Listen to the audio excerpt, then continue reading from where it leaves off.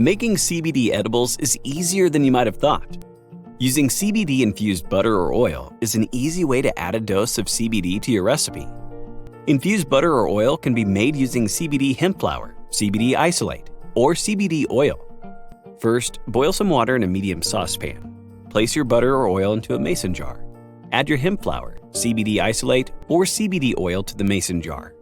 Place the mason jar with the lid off into the boiling water. Make sure the water does not bubble up and into the mason jar. If you are using hemp flower, let this mixture sit in the simmering water for 3 to 4 hours. If you are using CBD isolate or CBD oil, whisk the mixture until it has dissolved. Strain the butter or oil through a cheesecloth to remove unwanted plant material. Let the mixture cool down before storing or using. Now you are ready to use your CBD-infused butter or oil.